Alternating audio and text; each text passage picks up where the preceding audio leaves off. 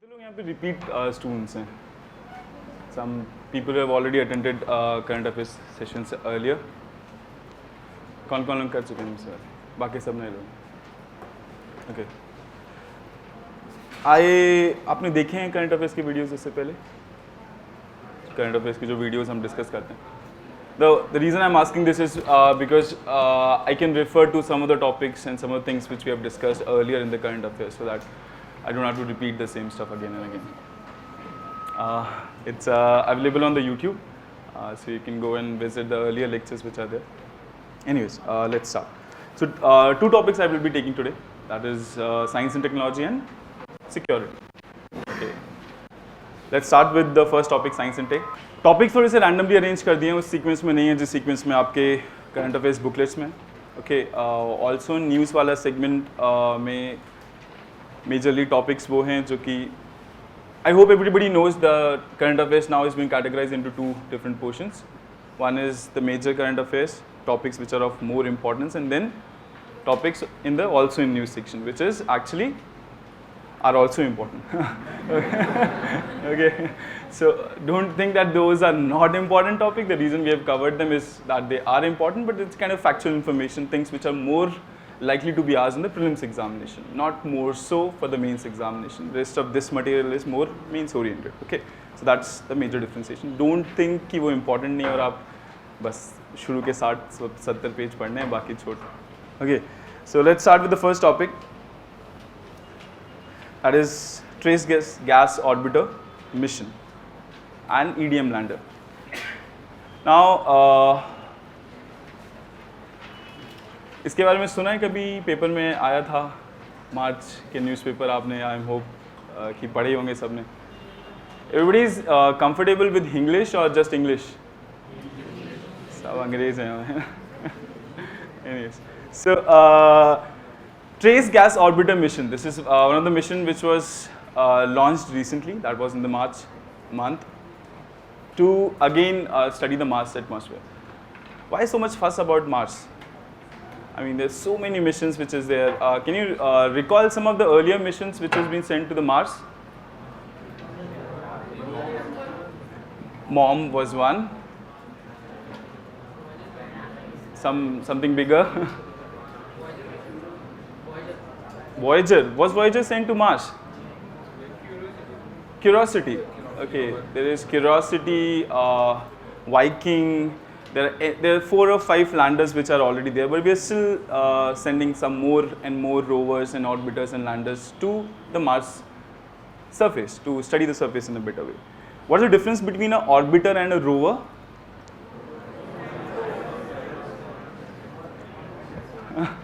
Someone? One person, little loudly. Difference between orbiter and rover. Orbiter will just orbit around a particular planet or an object, and a rover would actually go on and land it. Okay, so what was the MOM mission? That is Mars Orbital Mission. Orbiter mission. Okay, so this is a lander mission. Okay, this is a mission which will actually go on. There are 2 parts of this mission. One is Trace Gas Orbiter. This is a compiled version of 2 things, an orbiter and a rover, in which rover would be launched to the Mars surface, and there would be one orbiter which will then orbit around the Mars to study the atmosphere of Mars. The rover in this case is a little special in the sense that it is one which will do deep rock analysis. उसमें वहाँ पे digging करके under strata में जो rock है उसकी analysis करेगा. That's the reason it's important. It is also important because it's a big mission. It's just not one mission which has been sent. There will be few more missions coming in 2018 subsequent to this, which will be launched to look at the possibilities of having colonies in Mars. That is what this technology demonstration mission is all about. There would be this lander station which will be created. It's a bus station type. There's a lander station which will be created. This mission is a precursor to that mission which will happen in 2018, if I'm not wrong, to study the surface, to study the location, to identify the location which will be suitable for establishing something of a colony in the future. Okay, that is what the main purpose of this mission is, and subsequent aims are, as you can see in the current affairs also, there's other sub जो बाकी aims होते हैं वो सब इसके भी हैं. Was there a life on Mars? in the present or in the past? Is it possible to have something in the future? So these all kind of studies would be conducted.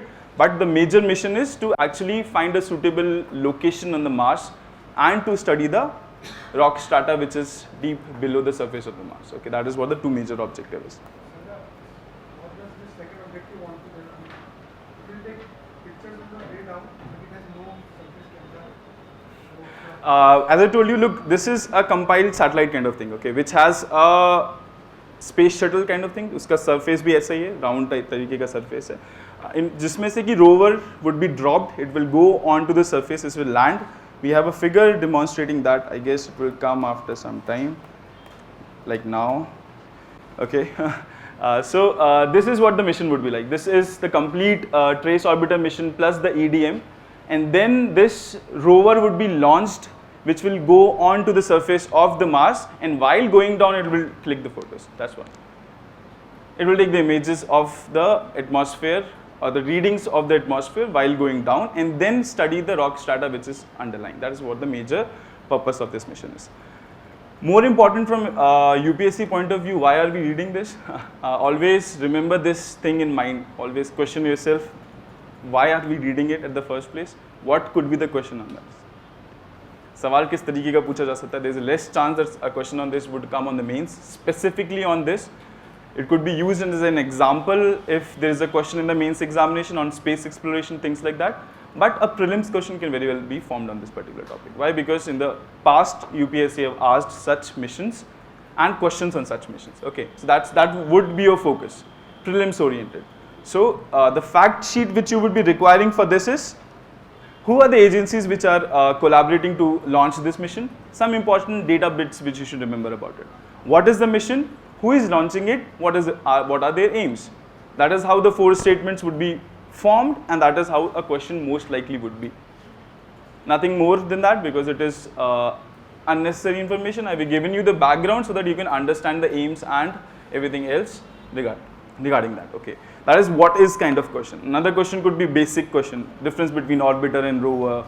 Okay, what kind of path it is following, and things, stuff like that could be asked. Basic science में से सवाल बन सकता है. ठीक है? That was all about the trace gas orbiter mission. Okay, any doubts in this? This EDM is entry, descent and landing demonstrator. As the name suggests, it's a technology demonstration mission for a rover lander of a special kind, of a new kind which has been formed. Like the Mars orbital mission was a technology demonstration mission for the ISRO. अपने आप में इतने कुछ major उसके aims नहीं थे. It was just a rover, it was just an orbiter with very few appliances which was there, reading very few things. Nothing substantial has even come out of it. But still, it is what led the foundation to the Mangalyaan 2, which will be launched in the future. That is how it is a foundation block to the new missions which will be coming in the future. Most probably in 2018-19, okay. Next topic. Now this is very interesting. AlphaGo. Anybody heard about it?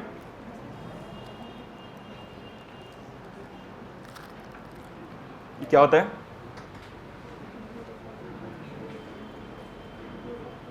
AlphaGo के बारे में सुना है? It was there too much in the news, okay. But why was it so much in the news at the first point? It defeated a best Go player. So what's the big deal? It defeated the best player. I mean, it's okay. Was there something more to this? I mean, we have made a artificial intelligence based software or a code which actually defeated someone in 1999, I guess. IBM made it. Kasparov was defeated 10 years ago, like 12, 13, 15 years ago. So why so much fuss about this? Was there something more to this than just defeating a single player? Was there something more to this? Huh? It can learn from its mistakes. Yeah, that's true to an extent, but how? There's a fundamental difference between the program which was made for playing chess that defeated Kasparov, okay, and the one which is being made now. There are two reasons to that. This Go game, this board game which is called as Go, it's a Chinese board game. It is more complex than what the chess is. It's 19 by 19 grid is there, so the complications required is more. Complexity is more. But fundamentally it is different. It is different in the nature how it is not a calculation based software which is made. Chess के time पे जो program बनाया गया था, what it was doing is it was just calculating the possibilities which a move can generate. Hence it was computational power driven. Computational power driven. The better, the bigger the supercomputer, the more processes it can run, the better this program would be running. Algorithm was like that. This is an artificial neural network based program. Hence the question could be on this AlphaGo, what that is, because it is as big a leap in the terms of artificial intelligence as it was our landing to the moon, something of the sorts. It's a quantum leap in the terms of artificial intelligence and the algorithms which have been developed. Why? Because it's a highly complex game को play करने के लिए एक artificial neural network based program बनाया गया. So a question could directly be on what is AlphaGo? Who made it? Google. Everybody knows it. So Google has made it, nothing government role, no everybody's role, not important. Okay. So the question could be just what this is, but more likely thing which could be asked could be about the artificial intelligence itself. What is artificial intelligence? That could be a question. What is artificial neural network? Could be a question. Now it's very difficult to explain artificial neural network, which is a 6-month long course in graduation in like 2 minutes. But has anybody any ideas about artificial neural network?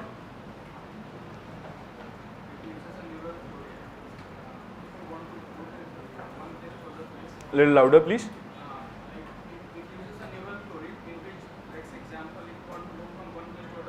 Okay. Okay. Exactly.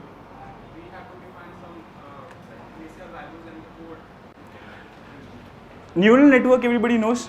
That is what is there in our brain. How the brain functions. It is having these neural networks. What is these neural networks? Nothing but transmission of electrical signals from one point to other point. Is there something more to that? There is obviously, but in the basic core. The point is this artificial neural network is mimicking the way our mind functions. So this program is not run or made using a code which actually calculates what would happen. It learns from the games which has been played earlier. How does it learn? It learns because there is an artificial neural network which has been developed, and in that we have fed information A and B. That is input and output is fed in a neural network which reorients itself to give the best possible output. That is, एक black box imagine करो, उसमें आप input दे रहे हो और output दे रहे हो, और उसके अंदर की circuitry खुद से बन रही है कि जो input दिया जा रहा है उसके हिसाब से output आ जाए. And that is the reason it is self-learning. That's the reason it learns from its mistakes.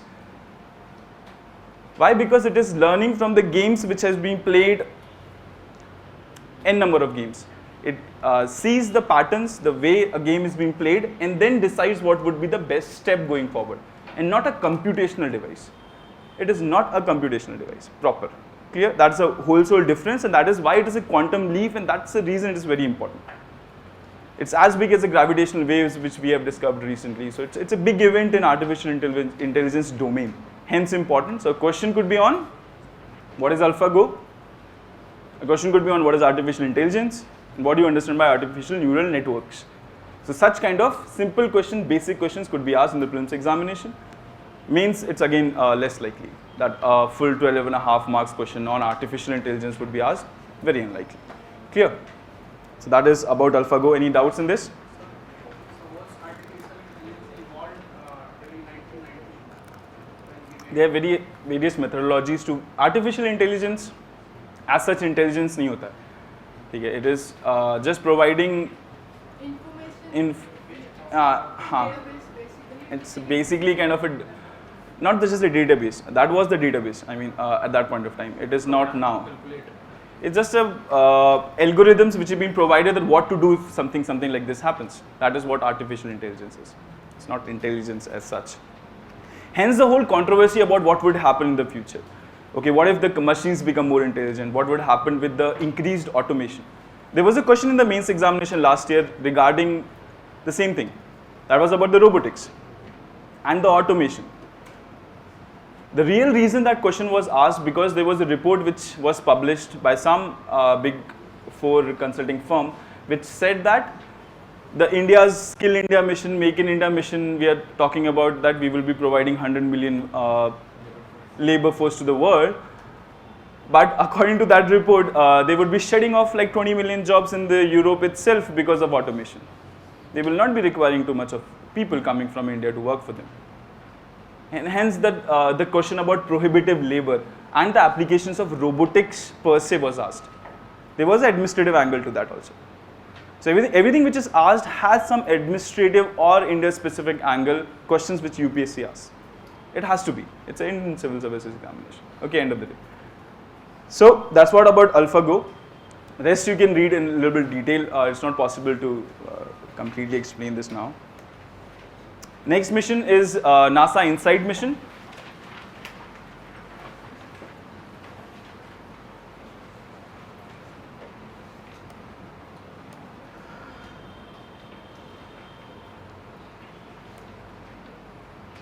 One more mission to Mars. Why so curious? I mean, why so much fuss about Mars? There is some company, some private players हैं, कुछ NGO, कुछ billionaires funded एक company start की किसी ने, जो कि वैसे one way ticket दे रहे हैं Mars के लिए. Some people from India is also enrolled in that. Okay, so go there and stay there and come back. So again, the whole that India is not sufficient, Earth is not sufficient for humanity. Instead of curing it, let's go somewhere else and destroy that also. Okay, so this is again one of the missions, factual information. Read the same things, what the mission is, who is launching it, what are the major purposes, nothing much in that, again a factual kind of thing, nothing much to discuss in that.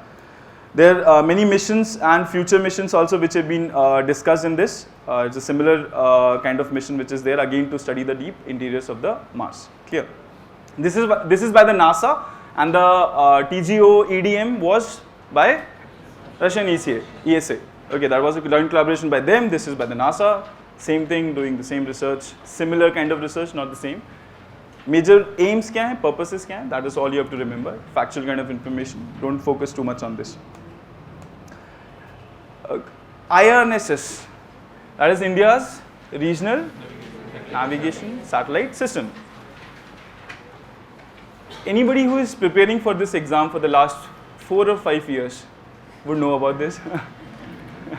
Okay. Why? Because it is there in the news for the last 5 years. New satellite. How many satellites are there in the constellation of IRNSS? 7. We have discussed that. 6. This was the 6th one. As the name suggests, it is 1F. ABCD, 6th one. Okay. There will be one more which is left. It will be launched. Like one thing which people will miss in IRNSS 1F. I think everybody knows about IRNSS. A simple question on India's regional navigation satellite system will not come. The kind of question which was asked in the mains last year was regarding the difference between SPS and PPS. Everybody knows about IRNSS. I'm very sure 80% of them would not be knowing the difference between SPS and PPS.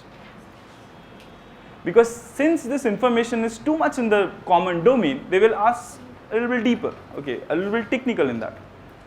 And if a question on prelims comes on IRNSS, it will not be on the whole IRNSS. That's what I think. It can be, okay. I'm not stopping UPSC to ask anything. But the point is, they will be more specific. So read in little bit more detail. What's the difference between IRNSS 1E and 1F?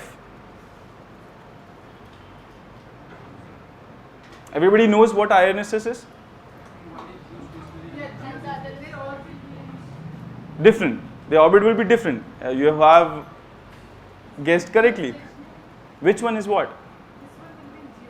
This one would be geostationary, and 1E was geosynchronous. This would be the catch. Getting my point? If something is there in the common domain a lot, expect a difficult question on that. Okay, which satellite is in which orbit could be the catch in which they will ask you. They will ask you about IRNSS 1F, generic information about navigation-based, satellite-based navigation systems, and one small sentence about whether it's a geosynchronous or geostationary. You will miss it if you have not focused enough on that. There are seven satellites in the constellation of our satellite-based navigation system. I'm not discussing this, I hope everybody knows it. Is there anybody who does not know about our regional navigation system? Anyone? Don't be ashamed of raising your hand. You're not there in the video. So you can very well do that. People will forget you after a few minutes. So you can again do that. Look, it's a satellite-based navigation system, something which would be replacing GPS in India, would be more precise than the GPS in India, would have special functionalities that is divided into two segments, SPS, Standard Positioning System, and Precision Positioning System. Precision would be one which will be available for strategic reasons alone. And the conceptualization of this whole regional navigation system dawned upon us during the Kargil War, when US denied GPS access for our GPS guided missiles. Then we thought, okay, now what we should do? Then we went to Russia, asked for their help, got access to GLONASS, that is their that is their GPS version, and started developing our own.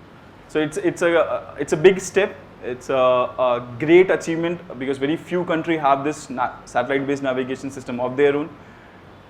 It will be covering India and 1,500 kilometers surrounding region. 7 satellites, 3 in geostationary, 4 in geosynchronous. Which one is which? Understand. Again, let's see some more detailed information regarding that. Which was the launcher which was used? They can go into these factual information bits to confuse you or make the question more difficult. So remember this also. There were 2 launches this year. Remember the vehicles which were used. Remember the instruments which were sent along with it. There were actually 2 क्या है navigation जो satellite system होता है basically कुछ भी नहीं है. There is a transmitter and a receiver. I mean something which receives signals and then transmits it back. That is what the major function of the satellites in the GPS or constellation do. So what frequencies are they receiving and transmitting? That is in the range of L5 band and S band. S band. Okay. Electromagnetic spectrum के बारे में सुना है? Okay, what is this? What is electromagnetic spectrum?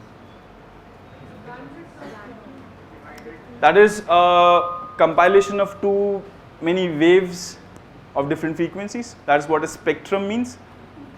A range of frequency is a spectrum. A specific range is a bandwidth. That bandwidth से जो word आया है वो है band. Band is nothing but this range of frequencies. This whole spectrum of radio and microwaves is divided into different bands. Why? Because radio and microwave is used for communication purposes, for GPS purposes, for other satellite-based communication or whatever the signals are coming. So that has been divided into small chunks that having different frequencies and different purposes. So उसे A से लेके आप divide करना शुरू कर दीजिए. A B C D, L पहले आता है तो L की frequency कम होगी, उसके बाद S आता है उसकी frequency ज़्यादा होगी. That is around 1 to I'm not very sure. L band is 1 to 2 gigahertz frequency. S is around 10 gigahertz frequency, and the between is this K band. You must have heard about KU transponders. KU is K upper, K upper, K lower, mnemonics. You might have heard about this. So these are nothing but frequency ranges. You will have to आप एक बार wiki कर लीजिएगा. There is specifically written कि किसकी कितनी frequency है. Remember them. Why? Because if question on this comes, they will go a little in deep. Okay, transponders. Transponders is something which we are actually still borrowing from some other countries. India is short on the transponders, that is the communication bands. जो communication satellites में transponders भेजे जाते हैं अलग अलग bands के, किसी में 20, किसी में 30, किसी में 40 इस तरीके से भेजे जाते हैं. We are short on the amount of transponders that we have for effective communication in India. We are still short of them. Okay, so that is what the thing is. So this band and the concept behind band has to be clear. Any doubts? Any more doubts on this? Any? There can be actually, but as of now, there is a proposed relation. Okay, in the future we will be using IRNSS signals for the Gagan. Now, what is this Gagan all about? That is full form. If you know the full form, you know everything about Gagan. Full form. Geo augmented is there. One word is there. Where is it? GA. There are 2 times GA. It is GPS aided geo augmented navigation system. The name itself suggests it is GPS aided geo augmented. Geo means earth augmented. So what it does, it takes the signals from the GPS, that is the US one, US satellite navigation system. Take that to, this is a constellation of GPS. How many satellites are there in GPS? 23 is the minimum which is required for having a GPS. 30 plus, 34 something, I'm not very sure, but more than that. So what happens is this signal is weak. Okay, why? Because there is a plane who has to land in a fog or travel accurately the lowest trajectory you want to follow. So this signal is not very good. So what we have developed this Gagan, which is having this earth-based stations. The signal from GPS would come to this geo-augmented stations, geo-augmented, GPS-aided, geo-augmented, go back to a satellite. There are 3 satellites in the Gagan constellation, then come back to this particular plane, which would be more precise than what the signals coming from GPS would be. So that is the main purpose of Gagan is to take the signals from GPS, augment it, make it more precise, hence to make the traveling more efficient. That is what the single purpose of Gagan is. It is for navigation of majorly planes. इसीलिए वो AAI और ISRO के बीच collaboration है. Airport Authority of India. Why does Airport Authority has to come in? Why? Because that is what the main purpose of the Gagan is. The same signal could in the future hypothetically be taken from the IRNSS also. Okay, whoever asked the question. Okay, not in the present scenario, but there is a possibility that the same signals or the same mechanism could be used for IRNSS signals also. Take the IRNSS signal, augment them, make them more precise. Any more doubts?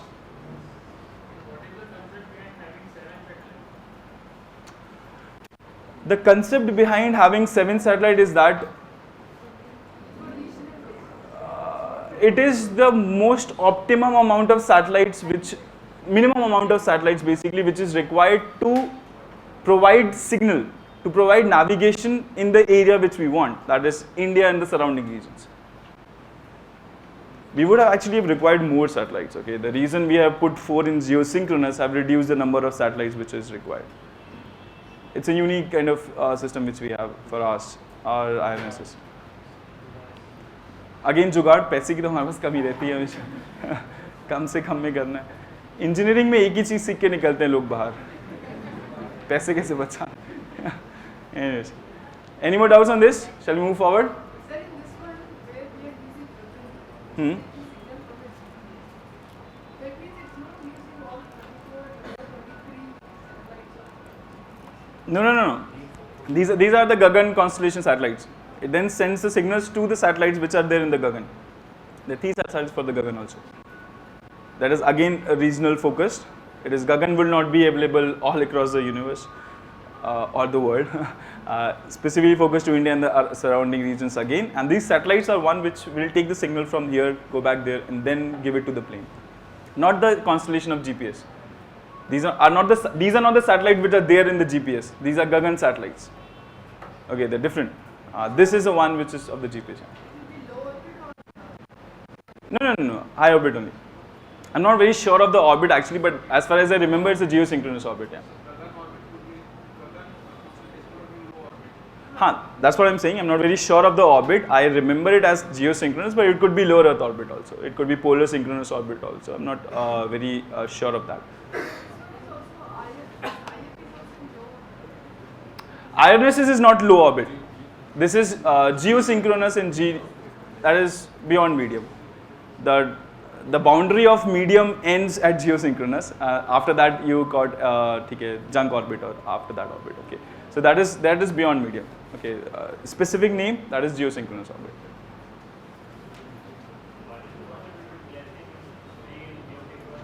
A little louder, please. Yeah, the same thing. To reduce the number of satellites which is required. Because we have this regional focus, geosynchronous satellites is not stationary in the space. It moves. Okay, it moves in this domain. जितना भी angle पे छोड़ा गया उसको उस range में move करता है. To have this regional focus, we have put satellites in the geosynchronous so that we require the minimum amount of satellite which is there to provide signals in this region, which is India and the surrounding region, and hence a special constellation. Otherwise, most of them are in geostationary orbit. Okay, this should have been for a better coverage. Any more doubts? Shall we move ahead to the next topic? Okay.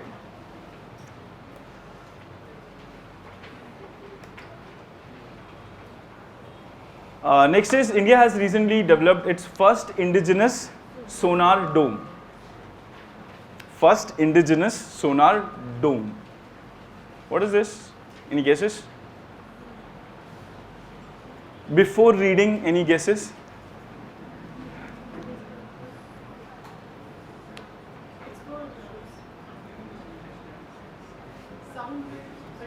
Sonar, radar के बारे में सुना है? सोनार.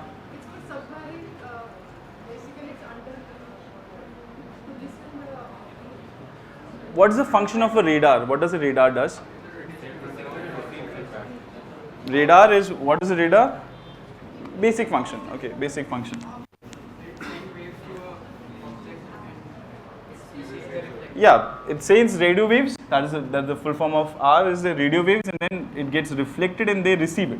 So again, a transmitter and a receiver, nothing else of a specific frequency. You must have heard of how the bat navigates in the night. Does not have eyes, but it navigates using sonars. Sonars are, instead of using this radio waves, those are electromagnetic radiations. What we are using in a sonar is sound waves. So anything which is either producing sound would produce sound waves, and that could be detected using a sonar. There are two types, active, passive, leave it, not required. But we have indigenously built a sonar dome.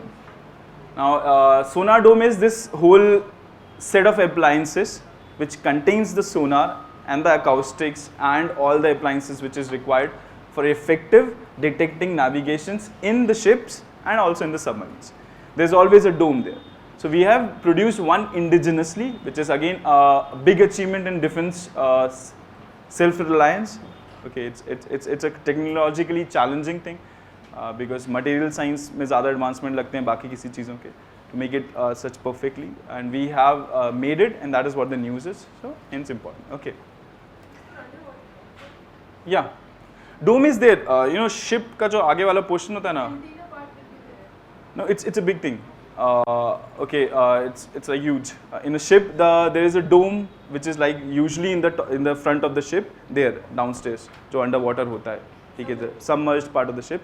That portion contains the dome, which is this whole appliances and set of appliances, everything to do with the sonar. Okay, detection, everything. Acoustics is very important thing in that. Okay, to detect such faint sound signals which are coming, it has to be made perfectly. Okay, and that is what the challenge is, and that is what we have been able to do. We used to import earlier, now we have developed one of our own. Again, this can be used as an example in the mains. When we're talking about, there is a likely question which can come on defense procurement this year. There are a lot of changes which has happened in our defense procurement. There's a new defense procurement policy 2016 which has come, cabinet has given its approval. There is a talk of Make in India and self-reliance in the fields of defense production per se. So a big question on mains could be, is very likely on this portion because it is something which requires a 12.5 marks question. to assess the progress in the field, make MII और DPP को merge करके एक सवाल बन सकता है. तो उसमें as an example आप इसको use कर सकते हो. The indigenization processes successfully which we have done recently. Okay, this could be used as an example. Again, a question on prelims could come. A question on the what is sonar could be a question. Again, a very specific data or a factual question can also come. That what is sonar dome? 4 random statements, guess one. Likely kind of questions which could be come. Okay, nothing much more in this. Ultrasound, the diagnostic, Huh? there also they use the sound waves. Yeah. Also they use Huh? Look, the principle is same. Okay, as a law of gravity is same. Okay, the principle is the same. Okay, there is radiations or material waves which are going, that is sound waves which are traveling, then reflecting back from whatever is there. That is what the principle, the same principle remains the same. The change which occurs here is that it is more of a passive sonars which we use. That is, they actually do not produce sound waves which goes and then reflects back. Those are called active sonars. Usually जो use होते हैं वो passive sonars होते हैं. They just receive the sound signals. Okay, they usually don't produce them a lot. No. This is a dome. You can put any kind of sonar in that. Okay, this is a whole architecture. Okay, as in पूरा institution आपने build कर दिया. उसमें से एक part है sonar. Sonar dome consists of many things. Both active, passive, semi-active, semi-passive, all kind of active, passive. बहुत सारे तरीके के sonars होते हैं. कुछ भी उसमें आप डाल के use कर सकते हो. Principle is the same. Principle is the same which is there for the ultrasound, which is there for the bat navigation. The same principle is used. That the waves travel, they reflect back, and you hear them. Okay, that is the same principle which is being used. Rest is factual information, where it was made. That is in DRDO labs in Pune. All anti-submarine warfare, that is everything which has to do with anti-submarine, because submarines are the ones which are underwater. Okay, so that kind of things requires such sonar domes, and we have been able to do it ourselves. Small topic है, थोड़ा सा पढ़ के बस समझ लो कि सवाल बहुत simple आएगा इस पे, ठीक है? Next is super flares. Again, a gloom and doom story started with super flares. Everybody knows about flares. What are sun flares? Sunspots. What happens on sun surface? Everybody knows about it. That's very good actually, because most of the scientists are still trying to find out what is happening. Okay. Now there is a recently, हमने Aditya 1 mission launch किया था recently. What was that for? To study the Earth's surface. We don't know it enough. Okay, but I'm sure that you know what solar flares are, what sunspots are. Now, solar flares are this emission of radiations, a huge burst of radiation, explosions on the surface of sun, which propels a huge amount of energy in the form of electromagnetic radiations all across the solar system. Now, if those directed flares are towards Earth, then it's a concern. If it is in a small quantity, it's good, it's fun. Why? We can then go to the North Pole and watch the Northern Lights. Okay, auroras. Because those auroras are usually produced because of such solar flares of small intensity. This is a good figure of that. Solar flares, Earth magnetic field, what happens is these flares attack the outer surface of atmosphere, ionizes the outer gases, converts them into plasma. This plasma is ionized, hence they will be attracted because of magnetic field. Magnetic field not so south poles पे attract करेगी charges को, and hence there will be concentration of such plasma on the poles, hence you see northern lights. That is aurora. So a basic question on aurora could be there in the examination, coming from the foundation portion. What is aurora? What is northern lights? Such kind of question UPSC asks very frequently. Okay, last year was an exception. Don't UPSC में कभी भी पिछले साल के paper के हिसाब से पढ़ाई मत कीजिएगा. You will be there for a surprise. Okay, take at least 5 years as a background to make a plan or strategy or things like that. Last year there was an exception. Okay, there was hardly any fundamental question. There was just 6 questions coming from science and tech, and that too 5 of them were factual. That is current affairs based. But last year there were 15 questions, and 9 of them were fundamental, basic sciences. So the pattern could change any day. Okay, so such basic kind of fundamental questions UPSC always asked, has a habit of asking for the last 5 years. Last year was an exception. Okay. So that could be one kind of question which is there. What is solar flares? What are auroras? What are northern lights? Okay. Now there is something new which has come up, something called super flares. Again, everything with the super is okay, better, bigger, stronger, Superman, man. Okay, same difference. So these super flares are basically huge, very big explosions which is producing high intensity flares. Now these has been observed using the Kepler mission. There is a Kepler mission which is there. Okay, it's a what that is? It's a telescope which is actually observing the universe, trailing the earth. पीछे पीछे चल रहा है, again एक Lagrange point पे. Now this is something which is there to study Earth-like objects. There have been questions on UPSC mains like 3-4 years back on Kepler, one of the planets which was discovered by Kepler, which was like Earth-like, completely Earth-like, very habitable planet. A mains question has been asked on that. The name Kepler is given to all such Earth-like objects. You must be referring to them in Hindu also. Hindu में आता रहता है बार बार. ठीक है, 2 planet मिले, फिर 3 मिले, 4 मिले, ऐसे करके आता रहता है. Continuous news है ना, हमेशा आती रहती है. तो Kepler जो word आया है वो उस mission के हिसाब से आता है जो कि उसे identify करता है. And the same mission, what they find out was some stars, some distant stars are producing these solar flares. And initially people thought, okay, not a big deal. We don't have, our sun is like quite good. It does not produce solar flares. Why? Because if a super flare is coming to Earth, there's nothing which we can do. There have been incidents in the past, like in 19th century sometime, in which a big flare came, destroyed all the power communication systems. Towers और सब जल गए थे, ठीक है, appliances जल गए थे. Satellites पे बहुत बुरा असर होता है. Satellite communication बंद हो सकता है अगर एक बड़ा flare Earth की तरफ आता है. So it could be a disaster if a super flare comes. A disaster of the domain to the extension of the civilization as we know of. Okay, it's a threat. Now we were happy to know that okay, nothing like that happens in our sun. Our sun is like cool. Okay, it's not. It does not produce super flares, small flares. Nothing happens. Okay, now. Unfortunately, there were 10% of cases which were identified that sun-like stars, stars of the same mass that of the sun, are also producing solar flares. Hence, the possibility of producing super flares exists for sun also. It's just that we have not encountered one as of now. Hence, it was a debate. The whole hue and cry started. Okay, there will be some movie coming on that in the future from Hollywood.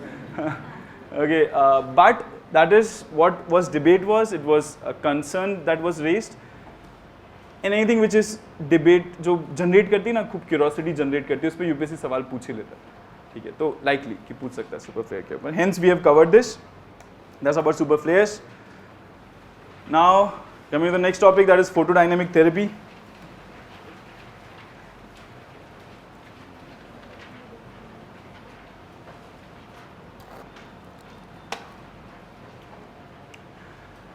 ज़्यादातर चीज़ों के अगर नाम के मतलब पता है तो आप चीज़ों के बारे में गेस तो कर ही सकते हो. 4 में से एक ऑप्शन तो एलिमिनेट हो ही जाता है. Increasing your probability. So what you understand by this word itself, photodynamic therapy? Something to do with light, some therapy to do with light. Dynamic means changing, something which changes in the presence of light and used for therapeutic purpose, and that is what it is. Okay. Scientists are very smart people. They give simple names which are self-explanatory, so that people don't have to mug a lot. Anyways, it's one of the therapy which has been, or one of the procedures to cure cancer that has been developed recently. What we do in this is that there is a photosensitive material which has been identified. Now this is a material which, as the name suggests, photosensitive. That is sensitive to light, photons.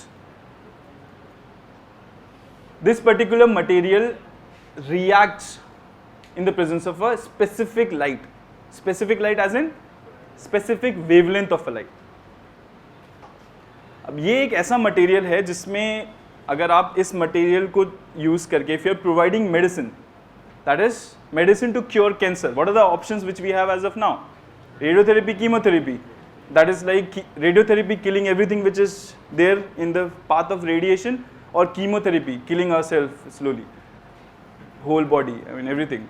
So those are not good solutions. I mean, those are not smart solutions. Why? Because they are actually damaging the non-tumorous cells also. Okay, that is healthy cells also. So it has to be avoided. There are many mechanisms which have been developed for this. We have discussed one mechanism in the last class also, if you remember, using the Raman effect. Okay, the same thing. It's a similar kind of thing. Okay, it's basically an application of that also. That now we have been able to identify a material which is reacting specifically to a specific wavelength. अगर आपने ultraviolet radiation की उस frequency की light जाएगी तो वो material जो है एक्साइट हो जाएगा. एक्साइट मीन्स वो एक्साइटेड स्टेट में चला जाएगा. And what happens that is that in that particular state it will then convert O2 oxygen which is there into oxygen radical O, which is very reactive and which is so reactive that it will burn, as in it will oxidize what is there in contact with that particular material. It has also been found that this photosensitive material or this dawai jo hai, this remains or retains in the, that is there in the cancer cell for a longer duration of time than for the healthy cells. So what is done is that a patient is injected with this photosensitive material, then we wait for few days for everything, all the healthy cells to remove that particular material from the body. Cancer cell will still be retaining them, and then we will use those radiations, that is light, photons, to then excite the particular part or the tumor, जो third वाला figure आपको दिख रहा है light से, and then that is how it will destroy the particular cancerous tumor. Simple, understood? That is what it is. So what are the negatives? Yeah, negatives क्या हो सकते हैं negative? Because ultrawaves are There are many negatives, are small negatives that will burn other things also. Then there is a doubt of that side effects क्या होंगे वो पता नहीं है. ठीक है, it's a new technology. Similar kind of negatives होते हैं. The negatives which are mentioned in the material also, you can see that. ज़्यादा कुछ खास नहीं. The same thing again. This is an example which is given. That it converts free oxygen into an oxygen radical, which then goes on and destroys the tumor cell. Okay, that is what about photodynamic therapy is. There are some disadvantages, that it leaves out burns and things like that. There is stomach aches, itchiness, vomiting, such all side effects which are there with most of the medicines. It is there with this therapy also. Clear? So is it permanent solution or temporary? It will kill the tumorous cell if it is not spread to the rest of the part of your body. It is as good as scission. The effectiveness of scission would be similar to the effectiveness of photosensitive therapy. You're just cutting it out. Okay, that's what it is doing. Destroying it internally instead of doing an operation and cutting a particular tumorous cell. Okay, that is what this was all about. Next topic, ban on combination drugs.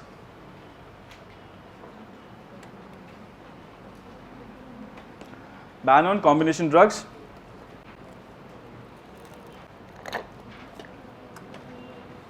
Again, there was this fixed dose composition, FDC. 2011 or 12, I don't remember the exact year, but there was a question in the mains examination on fixed dose combination, or it could be in 13 also. In short, UPSC has asked that particular question in the mains examination, what are fixed dose composition? What are these? Any ideas? All these drugs which we see ad in the TV or print or whatever, these are usually fixed dose compositions also only. They are a combination of different drugs to provide unka sabka mix karke, that is one for headache, one for fever, one for cough. You mix all those three components and make a new fixed drug composition which will now cure everything. Okay, whatever you have, take a Vicks 500 or a Crocin Total. Okay, so this Total is what? They have mixed other fixed dose. This is also in that. It's a new combination which has been made. Now there was a lot of controversy because of that. The controversy why the medicines which were tested individually, you don't know the effect what they will have combined. Effect as in not positive but negative. Okay, they might be a huge side effect which can happen, and these are not the things which जो उतने stringent clinical trials से नहीं go through करते जितने की individual drugs go through करते हैं. you have established that this paracetamol is something which will reduce the fever. You have clinically established this, there's fixed parameters, stringent conditions which you have followed to establish this fact. Now you have identified such chemicals individually. What would be their effect combinedly is not tested as much. And there was a plethora of, or the whole market was flooded with this fixed dose compositions. There were a lot of side effects, complaints which were coming. Hence the government banned them. That was what the whole thing was. It became controversial. Why? Because these pharma companies would always lose a huge amount of their market. Some people have termed that to around 10 to 12% because of the recent steps which government has taken. उन्होंने case कर दिया high court में उठा के और high court ने stay दे दिया. That is what the whole controversy was all about. So again, what you need to understand about this is what is fixed dose composition. One thing, what are fixed dose compositions? Then there is the whole controversy about pros and cons, what happens, what are the reasons that they were banned. I have given you a quick summary of the whole thing, the rest you can find in the notes. It is self-explanatory, not too much technical information is there. So you can very well look at them. Okay.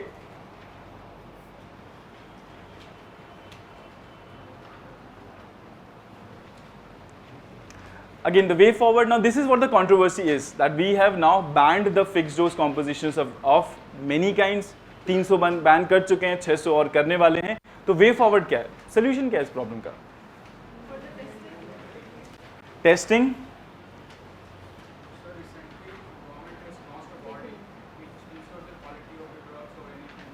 Exactly. Look, I have told this before also. As a bureaucrat, if you have to write an answer, always create job for yourself. Make a regulatory authority, make a body which will come and now regulate the stuff, and that is what major way forward solution which also the government committees comes up with. Similarly, in this case, there was a National Health Authority which would be set up to actually now come up with better parameters, better guidelines, better monitoring, better regulations. And that is what the solution of most of the problems is. Middle way, put up more authorities, regulatory bodies into the picture, take a neutral stand and conclude your answer. बहुत ज़्यादा दिमाग लगाने की ज़रूरत नहीं है, standard solutions होते हैं, ठीक है? Next topic, bedaquiline. And this is one of the new antibiotic which has been developed after a long time. Okay, it's been 30-40 years since the last antibiotic, a new antibiotic was developed. Huge gap. After such a long time, a new antibiotic has been developed by the name of bedaquiline. Now this bedaquiline is different from the earlier antibiotics like rifamycin, isoniazid. Okay, there are 4 drugs which are given in the case of TB. Major जो इसका concern है वो TB को लेके है. India का concern भी जो मेजर है वो टीबी को लेके है. इसको टीबी के लिए अभी रखा हुआ है. किस टाइप के टीबी के लिए?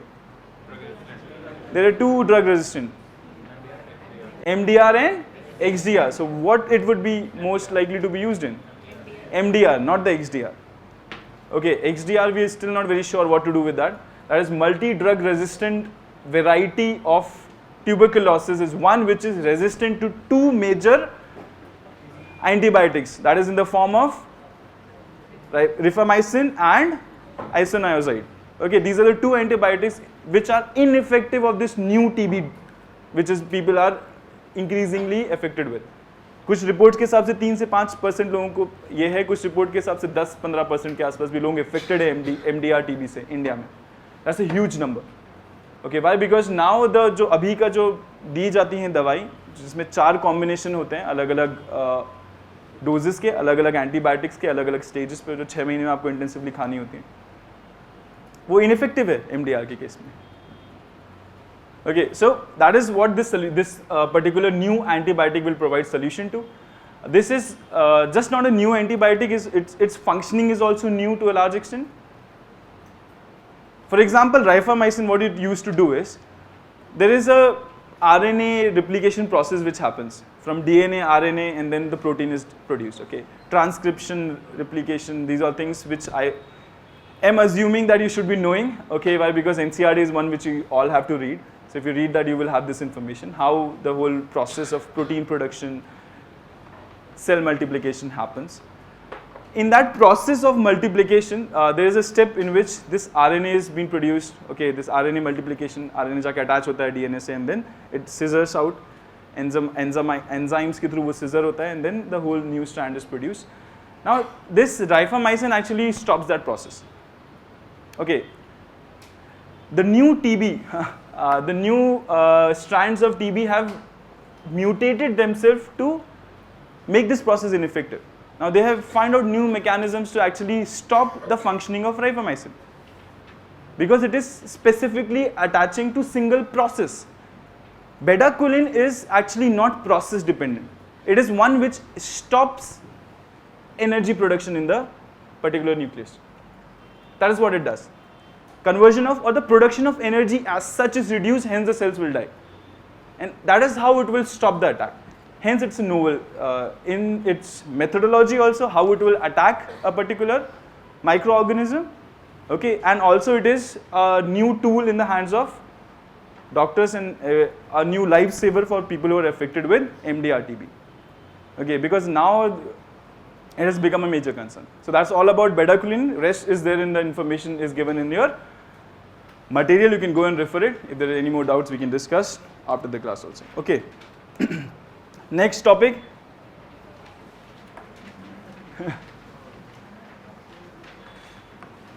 टिंटोरैंग.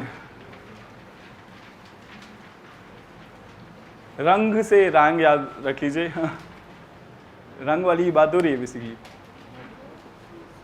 It's a new startup coming out from ISC funded and things like that. Now they have developed a new methodology, a new strain, a DNA RNA derived strain. What is this strain used for? देखो जब भी आप कोई माइकोलॉजिकल biological analysis कर रहे होते किसी भी चीज़ की, किसी भी पार्ट की, पोर्शन की, एटम की, प्रोटीन की, ठीक है, you color that particular portion using a strain and then observe it. Then observe the functionalities, how it is being happening, what are the problems which are associated with that. That strains are actually chemicals. Okay, they have some side effects. They have some side effects. They increase the duration of the process. For example, identification of HIV virus.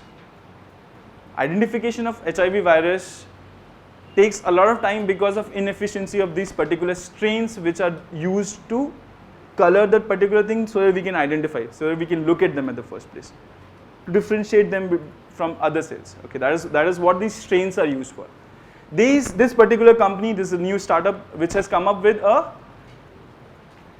completely new methodology of staining a particular thing. It is something which is actually developed using food grade RNA DNA strains. Now they have identified in the nature strains which are DNA RNA strains which are colored in nature. So instead of using different chemicals outside inorganic chemicals, what they are now be using is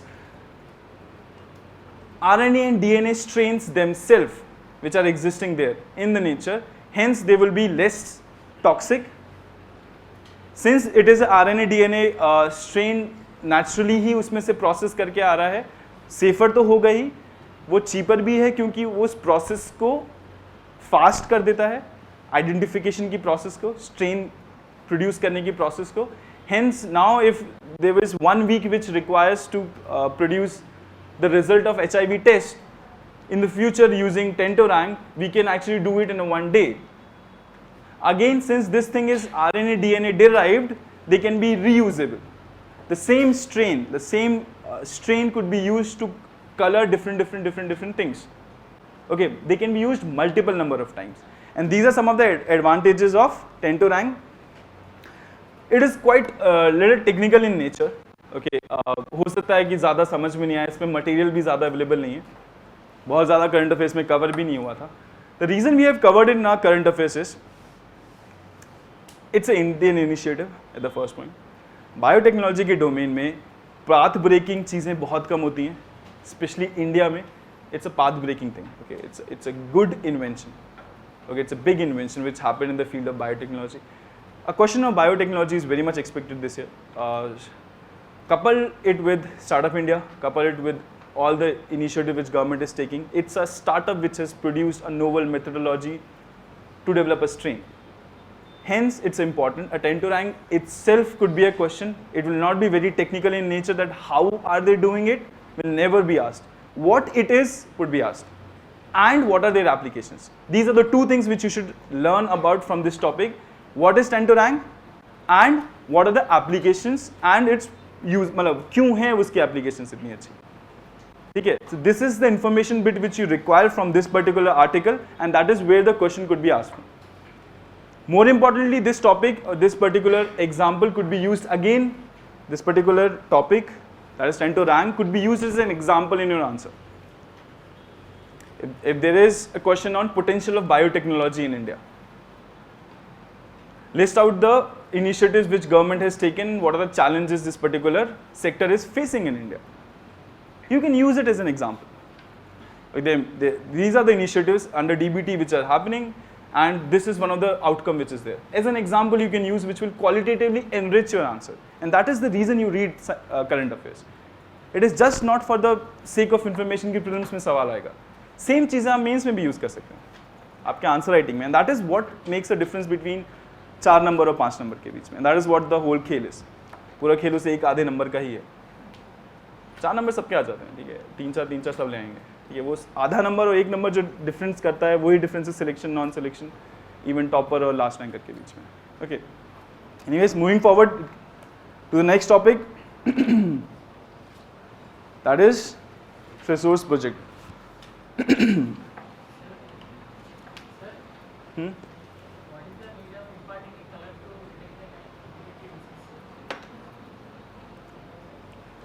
It is coloring a tissue or a cell to identify it better. That is how it is done actually. What is the reason? I'm not sure why, because everybody cannot afford a scanning tunneling microscope, okay, which actually can look at the atomic level. Okay, there has to be a normal microscope driven methodologies to identify some things. Okay, for that strains are required. Okay, effective, better. That's how the things are done. Okay. Next.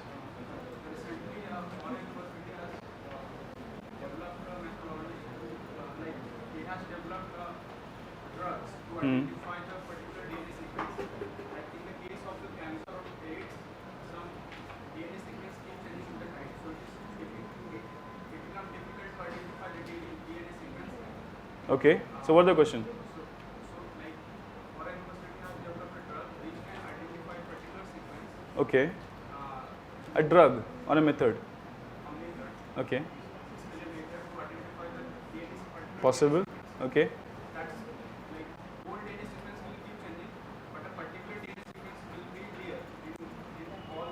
Okay. Okay. So can this method be used in those kind of? There are two reasons I'm not answering this question. First of all, I don't know what that method is. Okay, so I cannot comment on the application of that. There are a lot of research which is going in biotechnology domains. What is important from UPSC point of view is to focus on things which are India specific. In foreign universities, there is research going on quantum teleportation, on quantum computing, on stuff which you can even not imagine that is possible. But is it important for exam point of view? It's not. There are a lot of emerging technologies which is coming up, from virtual to embedded to computers to bio to materials to everything. What is important is to limit yourself and keep a focus on what is there which could be asked in the examination, end of the day. Science in tech is a topic which is so huge and so dynamic that अगर आप सब information इकट्ठा करने चले जाएंगे तो आप साल भर सिर्फ साइंस टेक पढ़ते रहिए, फिर भी भरोसा नहीं कि सवाल कर पाओगे. It is important to eliminate also things. Things done in foreign universities, if it is not producing an article in Indian newspaper, not important. It is possible. I'm not denying the credibility of the information which you are giving me. I'm saying that it is something which I have not come across, or maybe it is a recent thing. We will be covering it in the later if it is important. As of now, we can discuss that after the class. I mean, you can give me the more details and then we can look forward to that. Okay. Any more doubts? Shall we move ahead? We have one more topic of security to cover. Okay. Tresoris project. What is this all about? That is transparent electrodes. Transparent electrodes. That is what this project is all about. It is small information. अभी तक जो electrodes use हो रहे थे वो आप indium tin oxide के mixture से बना रहे थे, तो बेसिकली अब आप उसको एक मेथोडोलॉजी डेवलप किए. It's not very important. इसको आप टॉपिक को आप सिर्फ पढ़ के देख सकते हैं कि नाम क्या है, वो याद कर लीजिएगा. It's not very important. Transparent electrodes, that is what they have developed using this project. Okay, nothing much more than. Transparent electrode होगा तो क्या एडवांटेजेस होंगे? ठीक है यार, आप ट्रांसपेरेंट फ़ोन बना सकते हो, ठीक है, ठीक है. वो हैरी पॉटर का इनविजिबिलिटी क्लोक बना सकते हो, क्यों? Then you can have this cameras and transparent, everything transparent. It's okay, not too much important. It's a small topic. Many advantages and disadvantages already being given, self-explanatory. This is again a small thing which is there of antimicrobial resistant fund. As the name suggests, it's a misnomer. Okay, it is actually a fund to develop antimicrobial resistant. What does his name suggest? Antimicrobial resistance. The same thing which we were discussing about MDR, TB. That because of natural mutation evolution, the microorganisms develop resistance. So this antimicrobial resistance fund is to actually come up with new technologies, new methodologies to overcome this challenge. There is a competition which happens, there is a fund that is a $1 million fund, or sorry, $10 million prize. एक competition है, longitude prize करके competition held करवाया जाएगा, जिसमें कि ये जो नई मेथड अगर कोई लेके आ रहा है, कोई नई मेथड डेवलप कर रहा है, तो उसको ये प्राइज़ दिया जाएगा उस चीज़ को और आगे फॉरवर्ड करने के लिए. उस प्राइज़ में पार्टिसिपेट करने के लिए एक anti microbial research fund India में बनाया गया है कि हम सपोर्ट करेंगे ऐसे स्टार्टअप्स और रिसर्चर्स को जो कि डेवलप कर पाए methodologies and then can participate in this particular event. Okay, but the focus is just not event itself, to also generate this whole ecosystem and to promote the researchers which are working in the field of antimicrobial resistance. Clear? Importance, reasons for rising antimicrobial resistance. The most important portion in this particular topic is this. पहले वाला portion इतना important नहीं है, वो factual information है. जो important है वो ये है, सवाल इस पर जरूर बन सकता है कि what are the reasons for increasing antimicrobial resistance in India. What are the reasons? Can anybody think of reasons? Drug resistance के इतना बढ़ने का क्या रीज़न है? Over usages of antibiotics, self-medication, over-the-counter drugs, without prescription people are taking, and people are not completing their whole prescription. Okay, doctors are suggesting antibiotics which are of the higher dose which is required for the particular disease. So these are the major reasons, and this could be a question. Okay, that is more likely area from which a question in UPSC would come. What are the reasons for such increase in microbial resistance in India? Okay, so that is one of the thing. Touch DNA. जैसे DNA fingerprinting होती है, उस तरीके का touch DNA basically crime scene पे. You must have seen this Hollywood movies or series in which people go around searching for some small hair or a small blood spot or scanning and stuff, and then they get to solve the whole case. Okay, that has been challenged.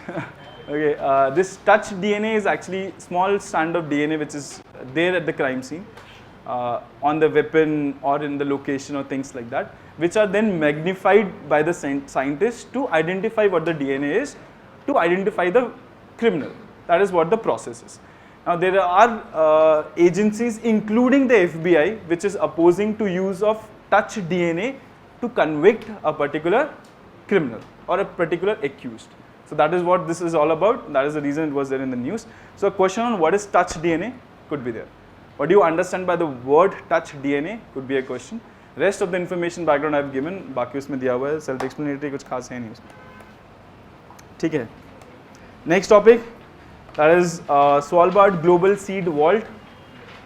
Again a gloom and doom story.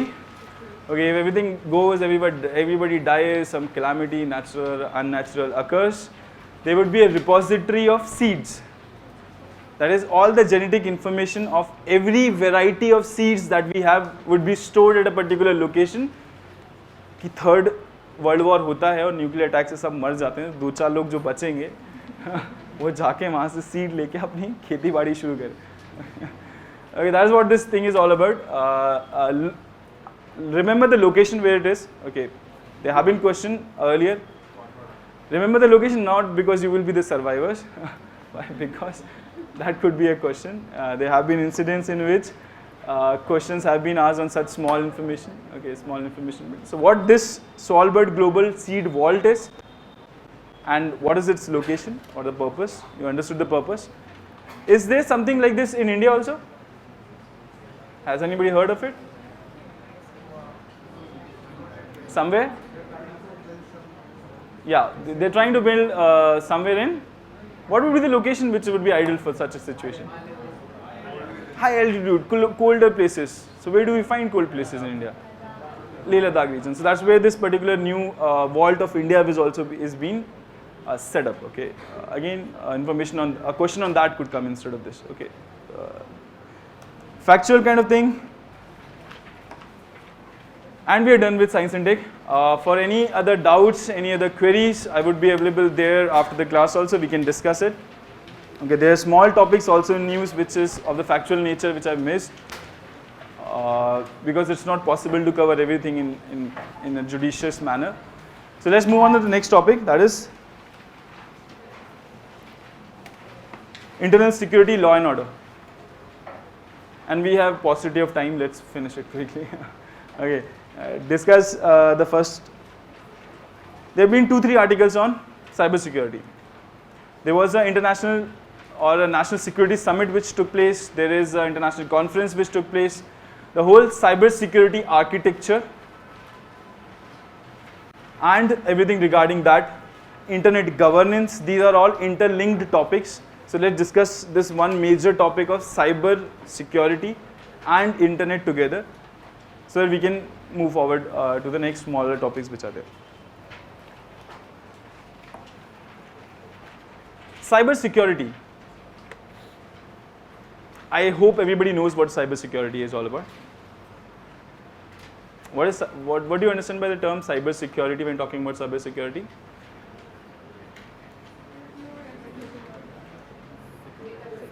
Security in the virtual world, basically. Okay.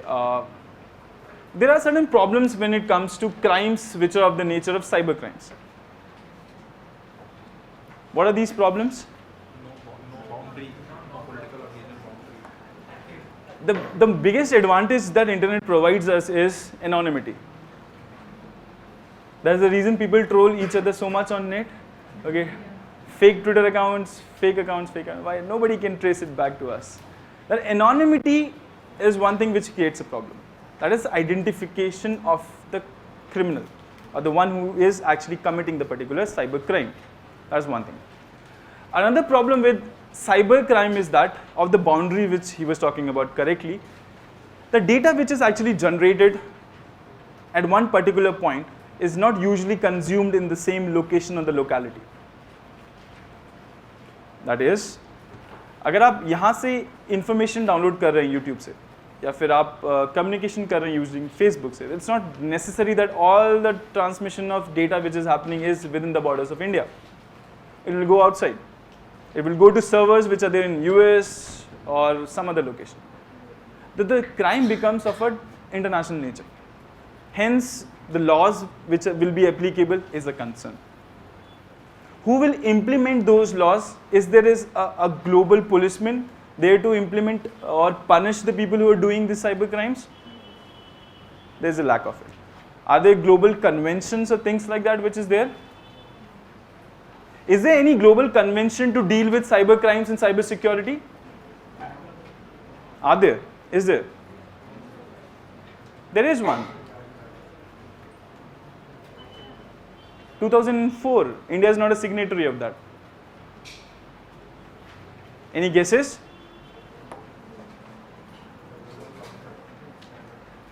But again, that is a convention. Now, these are the, first of all, let's discuss the challenges which cybercrime and cyber security produces. So, these are the nature of crime, the boundaries, anonymity, location, who will adjudicate, who will punish, how the punishment would be catered out, which laws would be implemented to punish, whether they will be Indian laws or the US laws or the global laws, what is there? There is no framework as such, and hence the cyber crime is a concern. But the cyber security domain does not confine themselves to this petty crimes which takes place on the internet.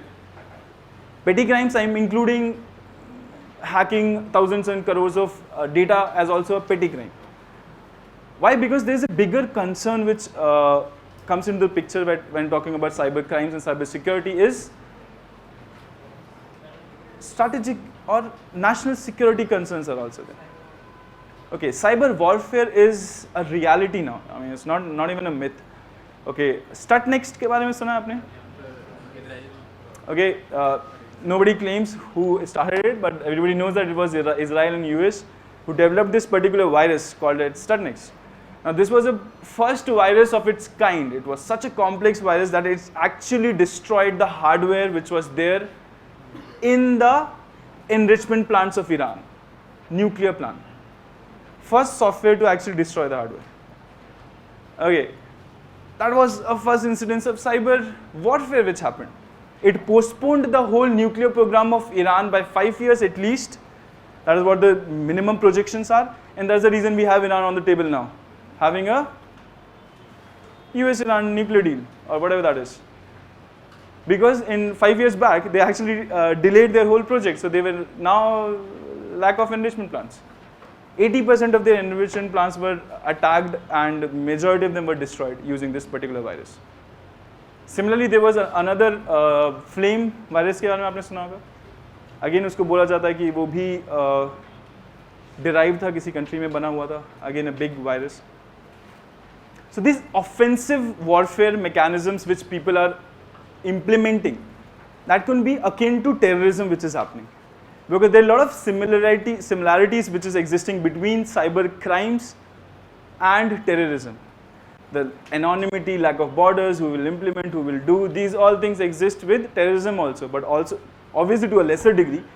But such cyber crimes and threat to security, national security is coming in the form of virtual world also.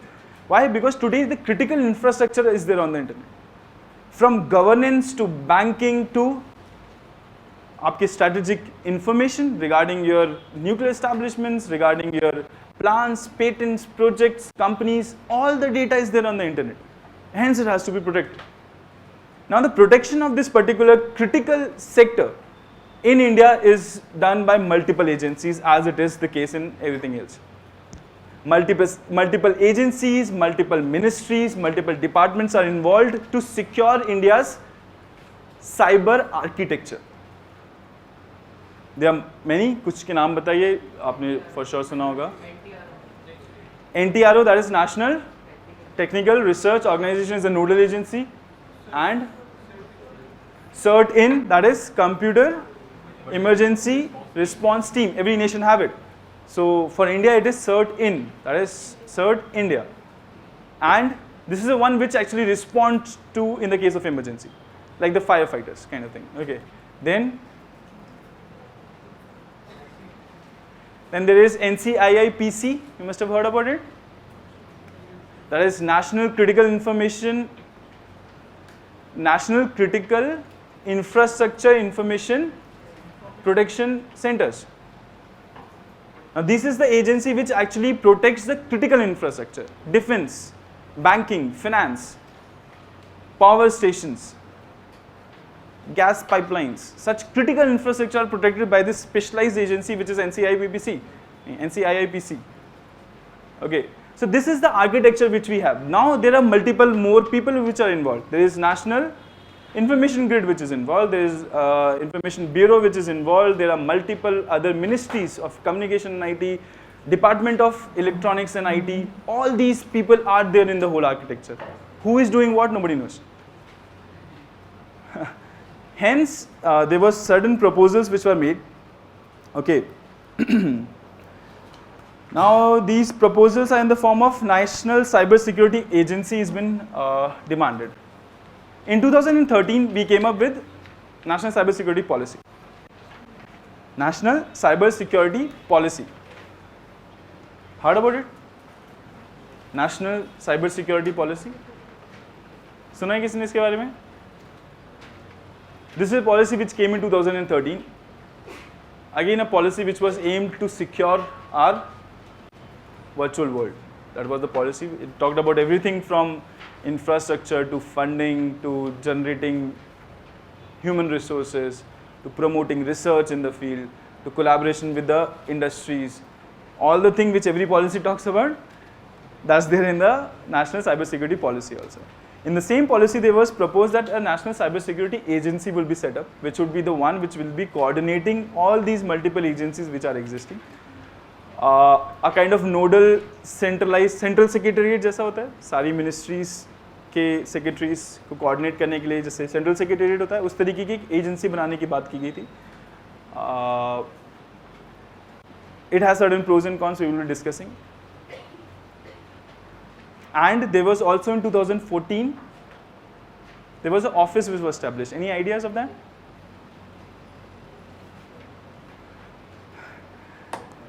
Cyber security के ऊपर तो बहुत article आते हैं ना, मतलब हर महीने काफ़ी इन्फॉर्मेशन न्यूज़ रहती है. मार्च में भी काफ़ी कवर हुआ था, एक कॉन्फ्रेंस भी हुआ था उसके लेके.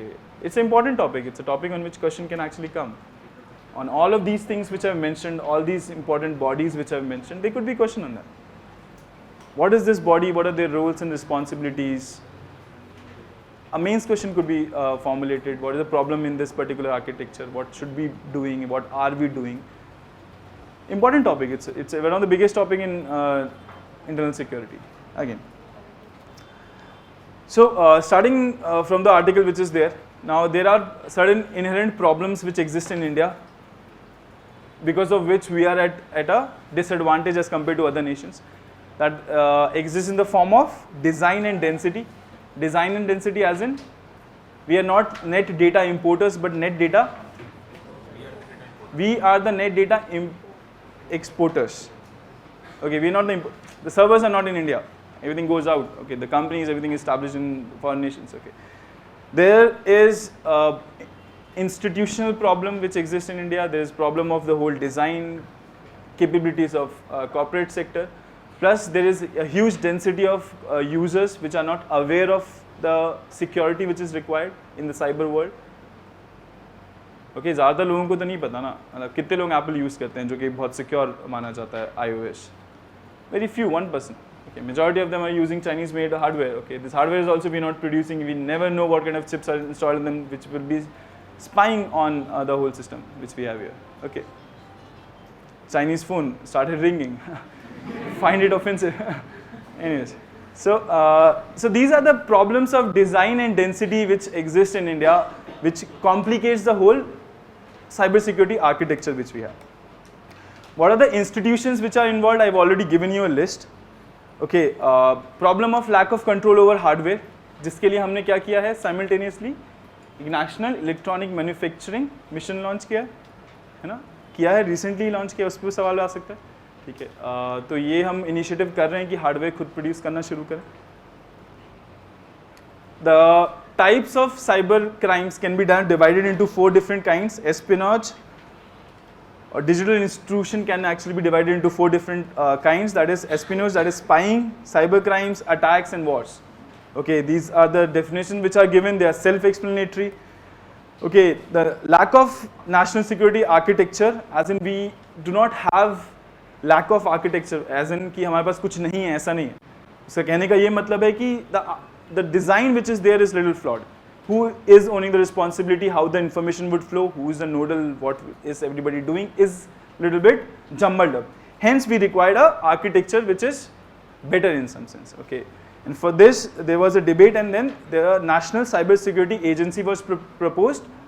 This agency would be the nodal agency. I'm repeating myself, okay, to give a structured form. This nodal agency would be like the central secretariat which we have, coordinating all the ministries. Such would be this secretariat or the nucleus security agency that we have. It will be similar kind of cyber security agency. Okay, that is proposed in the recent things. This agency would be have dedicated, permanent, high skilled, high quality, funded infrastructure, everything. Okay.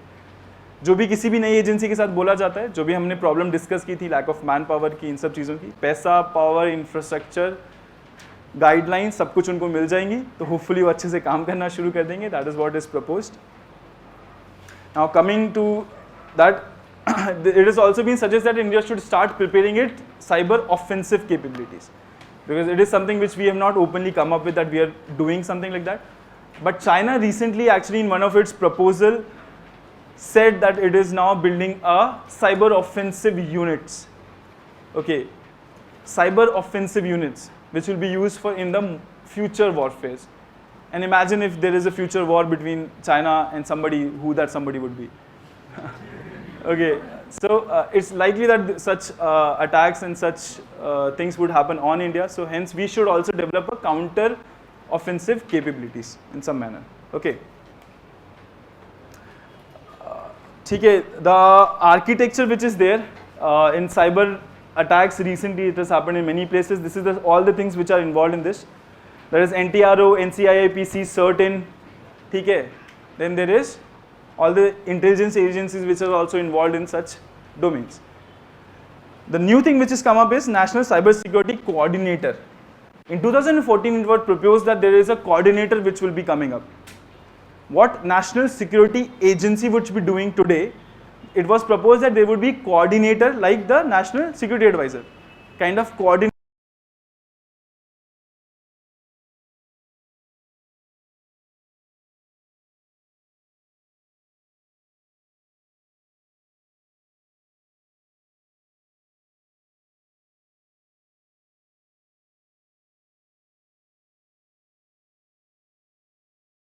People are not ready to forgo their fields of expertise, और जो भी powers accumulated हैं, forgo नहीं करना चाहते.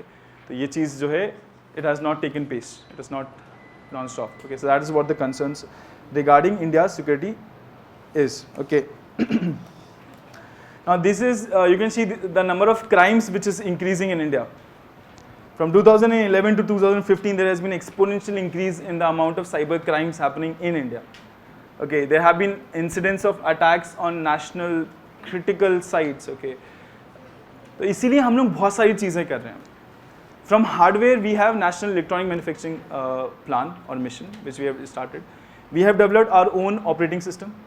We are promoting FOSS in India, that is free and open source software. Okay, there is a FOSS India mission which is started. Okay, from software to hardware to architecture, that is to the organizations, to their capabilities, to funding. That is all we are trying to collaborate so that we strengthen ourselves in this critical future era. That is the world of cyberspace. Okay. This is again the kind of attacks which we go through. Cybersecurity policy, we can see problems are there of coordination of offensive capabilities of China. These are all the concerns which we have.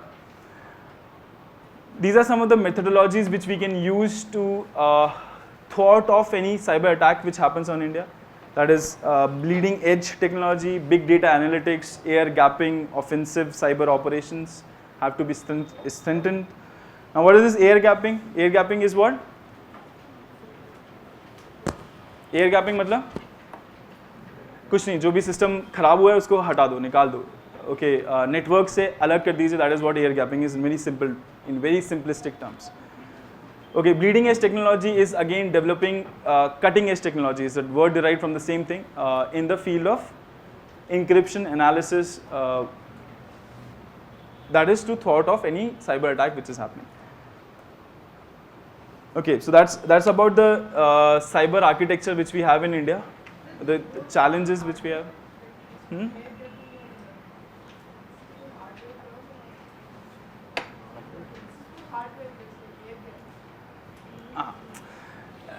These are some of the terms associated with, if the terms associated with what we can develop to defend ourselves against cyber attacks. If there's an attack like Stuxnet which is happening in India, a large scale attack, so there are various methodologies which are there. कुछ key terms हैं जो कि use होते हैं, jargons आप इनको बोल सकते हो. इन jargons की meaning बस पता होना चाहिए. Bleeding edge is nothing but cutting edge technology. That is to develop new technologies in encryption and everything else to defend yourself from cyber attacks. Air gapping is nothing but removing that affected system from the whole architecture as soon as you detect it. For that, detection is important. So as soon as a cyber attack is detected, certain is the one which is informed regarding a detection. It is the one which then respond to any kind of cyber attack. And one of the methodology which is suggested is air gapping. That is to remove the system from, or remove the whole space. जो भी affected है उनको हटा दो अपने पूरे system में से. हाँ, अगर आप इंटरनेट कनेक्शन हटा दोगे इसका, तो वो नेटवर्क से हट गया.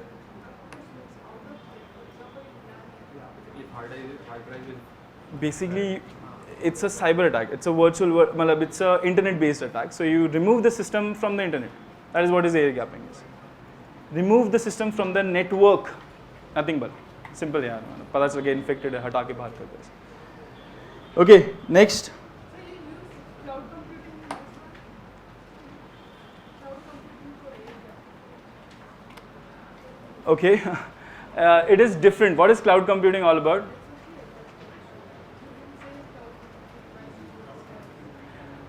Look, I can look. Cloud computing is when you provide software as a service. Okay, instead of installing them on your system, you're providing them as a services. And a service means they are connected to a network to access that service. To be connected to that network, and if you're infected using a cloud service or in the internet, the methodology which you can very well use is to remove the system from the network, and that is what is called air gapping. Remove it from the network as such. If you are the service provider, as a service provider, if you have a cloud service in which people are using and there is one infected system, remove it from the service. Remove it from the network is air gapping. Okay, that is what air gapping is all about. Small term है, उनके मतलब पता होने चाहिए. ज़्यादा इस पे परेशान होने की ज़रूरत नहीं है. इस पे सवाल पूछने के चांसेस कम है. जो बिग क्वेश्चन आ सकता है वो आ सकता है आर्किटेक्चर क्या है, साइबर सिक्योरिटी पॉलिसी के ऊपर क्वेश्चन आ सकता है. What is cyber security policy 2013, what was there, what is mentioned there, what are pros and cons, what India has done, what are these organisations, that is NTRO, CERT-In, NCIAPC, what are these can be a question. A bigger question could be on what are the challenges in cyber security that we face and why do we face such challenges. That is because of the density, the design, the infrastructure and the mechanisms which we are lacking in. Certain steps which we have taken, that includes the policy, the agency and the coordinator. Okay, so this is how your answer or the kind of questions could be asked, and that is how you can deal with such a huge question which can come from this. A mains question can be very easily from the portion of cyber security in the internal security portion. Clear? One more topic, one important topic from internal security is about the governance system. That is the internet governance. Internet governance. Which is the body which is actually doing the internet governance in the world? ICANN. The full form is? Names and numbers. Okay, that is what ICANN is. It's a body which is actually providing internet governance as of now. Now, this is a body which is registered as a society under the law of California. A body which is presently governing the whole internet is a society or a non-profit organization which is registered under a state law of US. And that is where the problem starts. What happened was, this was not such a big concern. It has been there since long. People इसके बारे में बात कर रहे हैं, बहुत सारे initiatives हो रहे हैं, but nothing is happening. Why? Because nobody will say anything to US. After the PRISM controversy, everybody remember what the PRISM controversy was? That was the spying program of US, supposedly for terrorism and things like that. But it was found out that even the president of Brazil to ambassadors to even delegates of Europe were spied on. The whole debate about this control, overarching control of American corporations and the government came into the picture. The initiative which was started after that was a Net Mundial initiative. This was an initiative which was majorly driven by Brazil. Okay, the first conference also happened in Brazil. It was targeted to have a new system of internet governance. New system of internet governance which is not just in the hands of ICANN. ऐसे attempt पहले भी हो चुके थे, fail भी हो चुके थे, पर अभी कुछ ज़्यादा स्ट्रॉन्ग हो गया ये movement. the approach, what should be the approach to this new model of internet governance? There are pros, cons on every side. People are debating it still today. There are two major approaches which are being mentioned there. That is multilateral approach and multi-stakeholder approach. Multilateral and multi-stakeholder. क्या difference है दोनों में? Any guesses? Many governments will be involved. Multilateral means many governments would be involved. Exactly. Multi-stakeholders means everybody who is a stakeholder, who is having any stakes in the internet would be involved. That includes everyone. That includes corporates, NGOs, institutions, corporate, everything which you can think of. Now, this is how the debate started, that now who should be the one who is governing? India's stand earlier was that it should be a multilateral agency under the United Nations, which should be now governing the whole internet. The problem with this particular approach or model was that if such a thing existed like pre-Arab Spring, Arab Spring would not have happened. If it was the government who is now controlling the internet, something like Arab Spring could never happen again. And that is what the biggest, what you can say, con of this particular approach was. Again, India's government was bashed left and right, okay, what you're trying to do and things like that. So we very graciously changed our stand. Okay, so our new stand is that we are pro-multi-stakeholderism. The new stand of Indian government is that the body which would be governing internet in the future should be a multi-stakeholder body.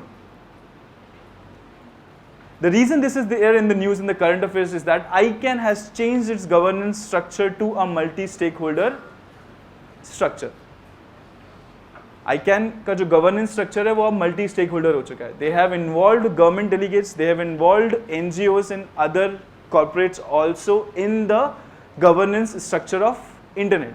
So now ICANN is saying that, okay, let it be with me, okay, please don't involve government, and I will improve or open up my processes of making governance. There are n number of challenges to every approach. There are some pros and some cons. Major I have told you. Minor you can read in the article which is mentioned there. But it's a big concern. Okay, it is a genuine concern. But multi-stakeholder approach is what we are now promoting. It is one of the best approaches. But there are some challenges with that also. We could have discussed it a bit more, but the session has already been stressed a lot, so we'll skip that. Topics of pros and cons are there. Pros and cons of each of these things are mentioned there. I've given you an overview of the whole scenario. Okay. ठीक है. India का जो है हमने अपना approach तो change कर लिया है, पर जो वर्डिंग्स हैं वो बहुत हद तक चेंज नहीं की. That is the reason these things have been there in inverted quotes and bolded.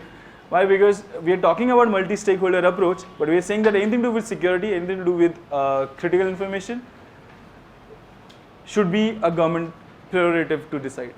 That is, we want multi-stakeholderism with strong representation of the government. There is also concern by the US that a multi-stakeholder approach would be hijacked by US, China and such other companies. Okay, so that is some of the lacunas of these approaches. It's been mentioned in the notes also, you can refer there. Okay, some of the concerns from US, from India, others are there elaborately and eloquently mentioned, so you can very well refer to them. Okay. Okay, now coming to the International India Security Summit. This is the Budapest Convention which I was talking about earlier. This is the convention which is there for, it is the first international treaty against cyber crimes, which India is not a signatory to. क्योंकि वो western country ने बनाया था, उसमें किसी ने developing world का view point नहीं लिया, hence we have not signed it.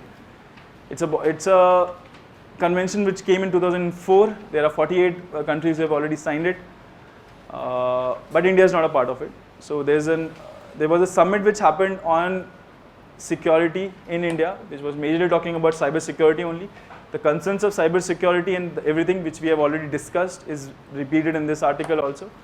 Similar concerns are there of national, transnational, cross-national, regional, all kind of concerns to security threat have been discussed in this particular summit. The details are mentioned in the notes which you have. Again, it's self-explanatory, hence we are not discussing it in detail. The major portion of cyber security and internet governance we have covered. Okay. Next topic, District Reserve Battalion. District Reserve Battalion, it's a very important topic again. सलवा युद्धम के बारे में आपने सुना है? Okay, Salwa Yuddham was what? Literally giving arms to tribals, okay, to fight among themselves and okay, have peace for us. Okay, kill each other and then we are happy. So it was something which the courts actually rejected. Okay, it was banned. Then we came up with new innovation that is called District Reserve Battalions. It's the same thing with a new name. Little more formalized, little more structured. The problem of formalism, responsibilities, and also the training which was provided to Salva Judam, the kind of authenticity which they derived from their constitution is different from what is there in the District Reserve Battalions. These are the battalions which would be composed of the tribal itself, people having native knowledge, native information. जो challenges हमें face कर रहे हैं उस challenges को overcome करने की कोशिश होगा. People have criticized it by saying that it is re-christened Salva Judam. Okay, that is what the criticism is. And there have been reports in the media regarding heinous crime committed by District Reserve battalions. There is a region जहाँ पे ये है तो उन crimes की reports आ रही हैं that crimes ranges from rape to killing to convicting people unnecessarily. There have been reports in the newspaper, nothing confirmed on the government side, so you will not write any answers, but there have been concerns. That concerns have been discussed in the article. Again, it is something which is there in the common domain. I think everybody knows about Salva Judam, so it's a similar kind of thing with a better infrastructure, so as to say. Okay. There are many positives coming out of District Reserve Battalions. Challenges of local terrain, language, emotion, things like that. These all would be removed. Okay.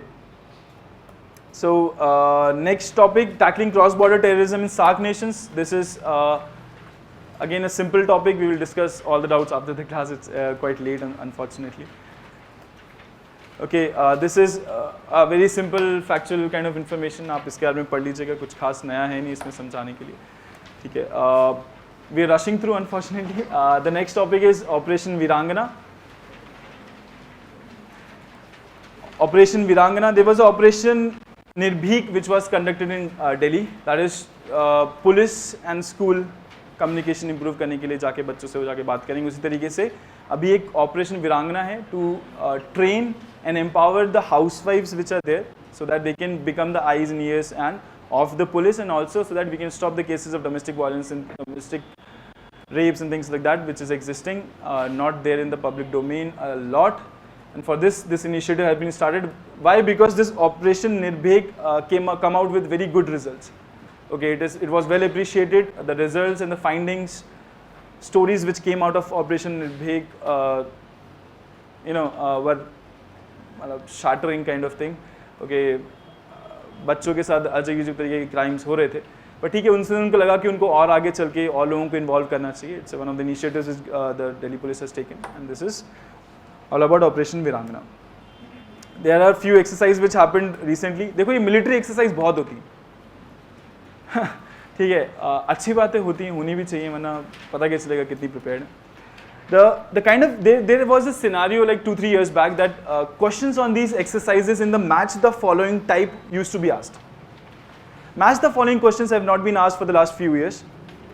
That does not stop UPSC from asking it. Hence, it's important that you make a chart of all the exercises which has happened in the last 1 year. Make a single chart. The information which you will required will be just twofold. उसके क्या pros हुए, क्या cons हुए, क्या फ़ायदा है, वो same है सबका. ठीक है, इंटरऑपरेबिलिटी, ठीक है, उनकी स्ट्रेंथ और ये सब वो सब सेम चीज़ें होती हैं. But the important point is from prelims point of view the question would be there in the prelims itself and only in prelims. Location, which countries are involve. Location countries, they will be matched the following either on the location or on the countries which are involved. There are like 10-15 operations which happen on a yearly basis, important. Okay, these operations of the Marine, of the Air Force and of the Army or the combined forces has to be, you make a chart of that, okay, so that if a question comes on such match the following kind of thing, you will be able to answer. The rest of the information is junk, okay, not very important. पढ़ लीजिए अच्छे field के लिए, पर question would be on this specific data factual information. So that's all about security and science and tech. Unfortunately, you have to rush in the end, but any doubts I will be discussing after the class of economics. Okay, there is a session on economics which is remaining. I request your patience for 45 to 50 minutes more. Okay, so that the whole thing is finished. Okay, thank you.